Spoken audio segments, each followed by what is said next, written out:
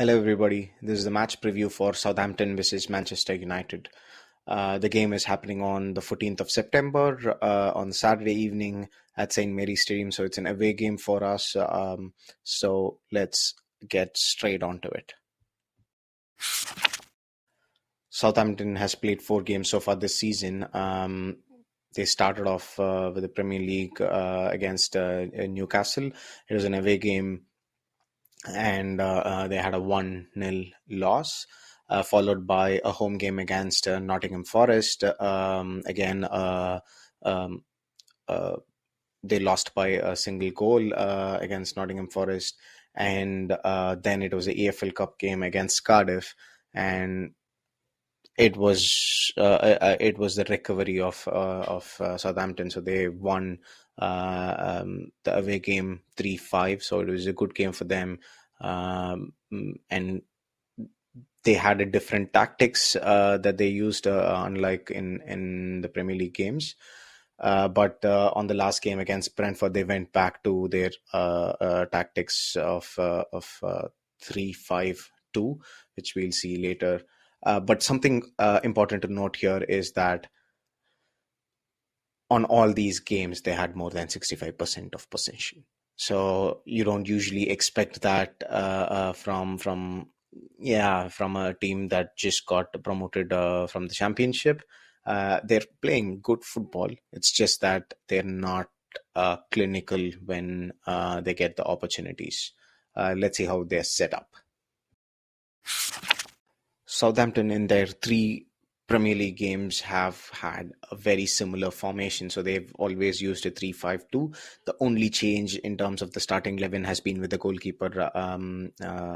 After Aaron Ramsdale joined, he started instead of the other goalkeeper. So the starting or the predicted lineup for the game against Manchester United is going to be Ramsdale at goal, Stephens at the left centre back position.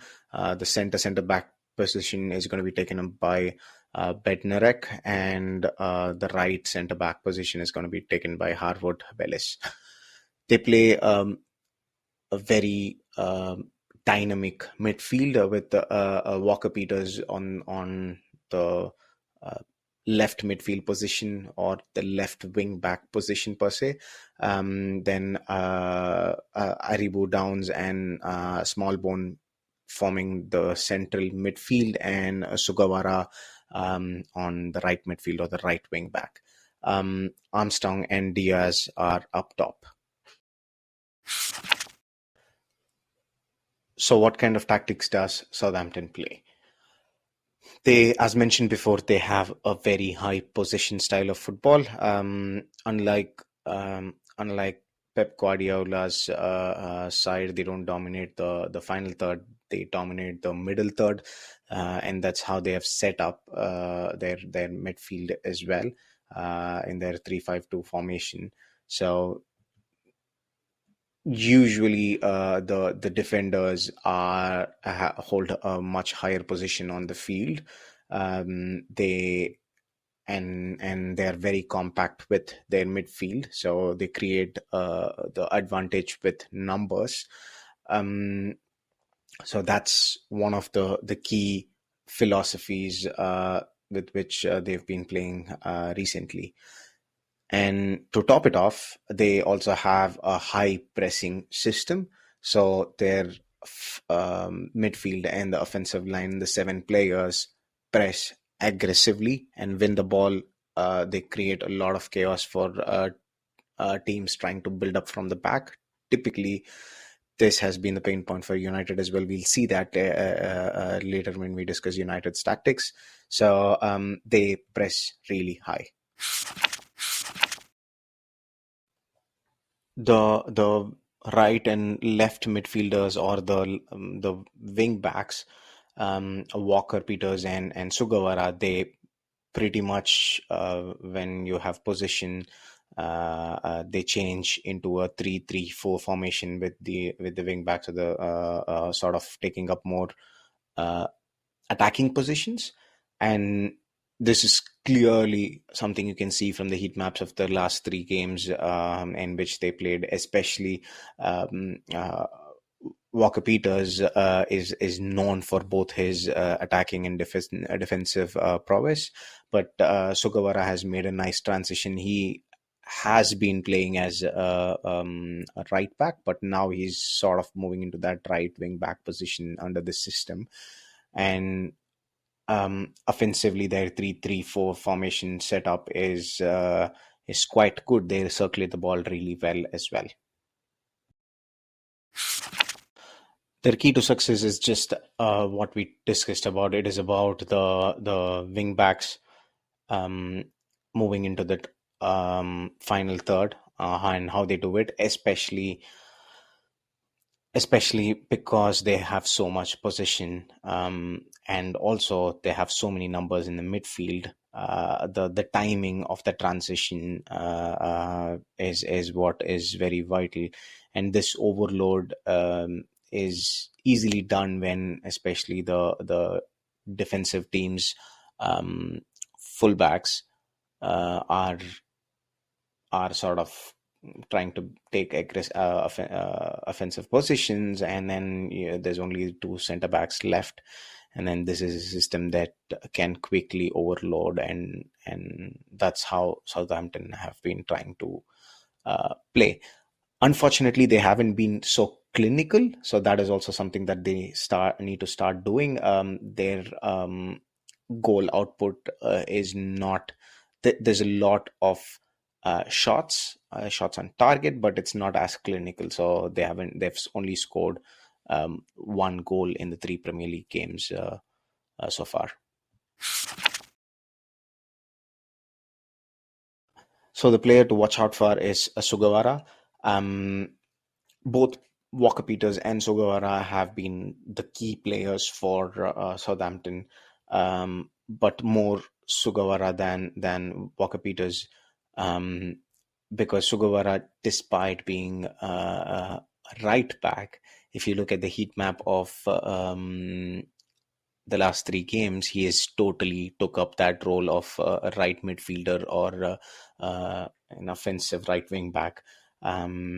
He holds the width. He makes nice crosses. He partners well with Armstrong and Smallbone to create that triangle in the offensive line, and he's quick. He's he's been a good signing. So he came in from AZ Alkmaar in Eredivisie on a 7 million deal.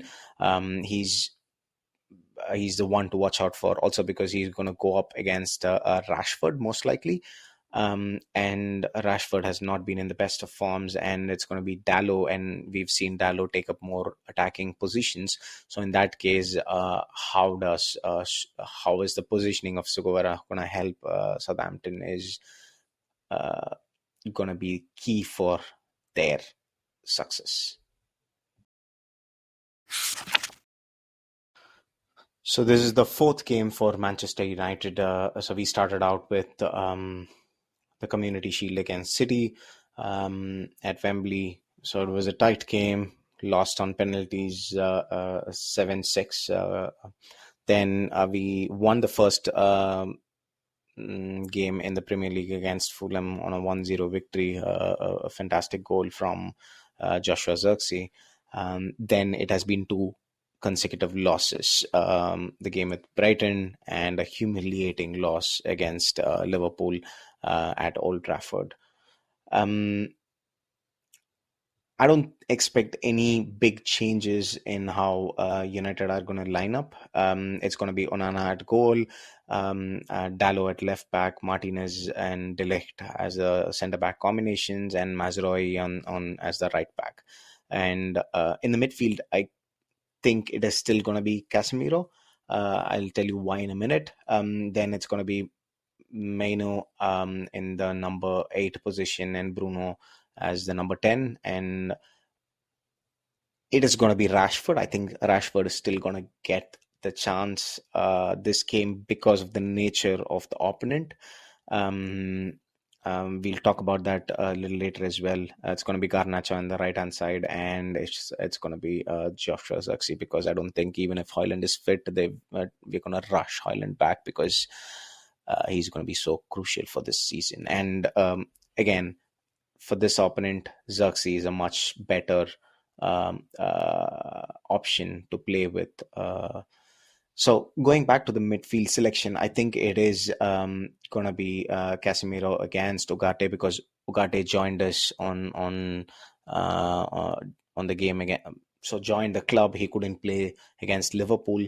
And right after that, he left for international duty. So he hasn't actually had the time to play with the United players, get to know the system, and understand how Ten Hag wants him to play.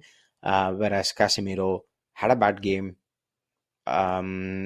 is not called up for national duty, so he's been he has time to rest, recover, think about it, and also get some sessions in to um, to shed off that dust from the Liverpool game. And I think he's gonna come back with a vengeance.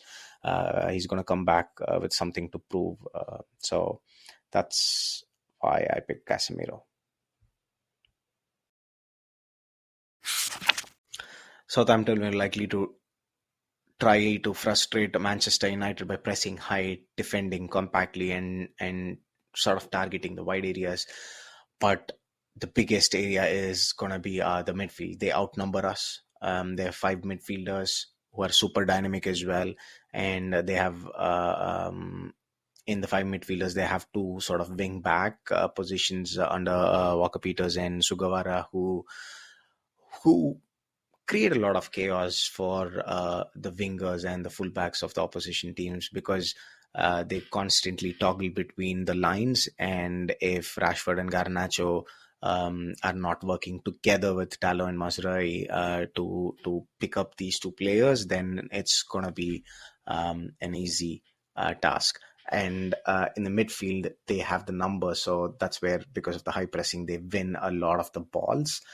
Um, so to tackle that, Joshua Zirkzee needs to drop down every now and then and create and if we go into this 3-3-4 formation where either Mazraoui or Dalot sort of tucks into the midfield, then we can actually have a superiority in numbers over them.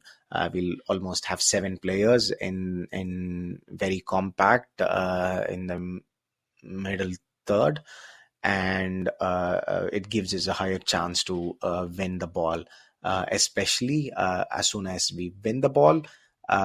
If we can transition it quickly to Rashford and Garnacho, this is the reason I picked Garnacho over Amad Diallo, and also Rashford over Garnacho on the left side. It's because he offers space, and both these players are direct, and once we get the ball, it is easy to counter attack, because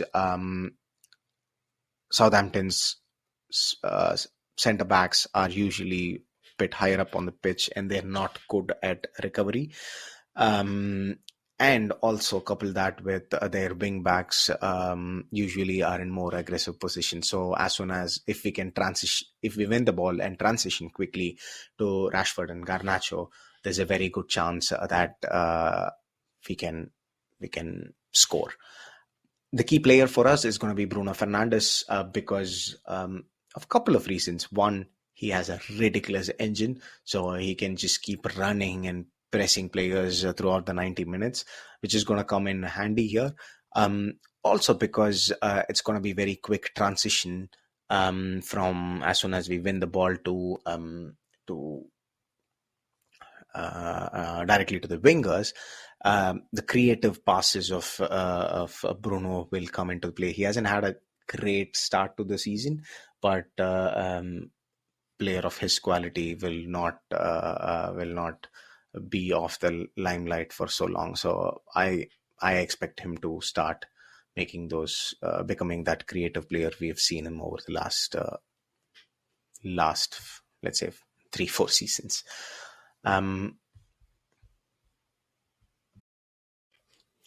In short, for United to win, we have to control the midfield, and we have to be extremely disciplined in our defensive and man marking capabilities.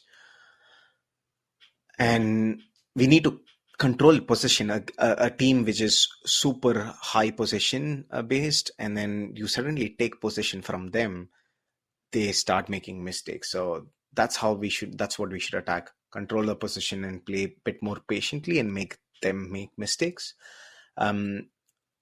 High pressing, so which also forces them to make mistakes. If they lose the ball, how they set up and how they structure themselves is becoming more vulnerable. So we should force that out of them.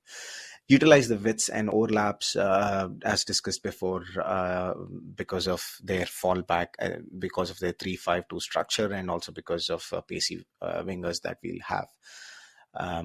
Do the quick transition and be clinical. So that's how United can win. And my prediction for the game is United are going to win 2-0. And so let's go United.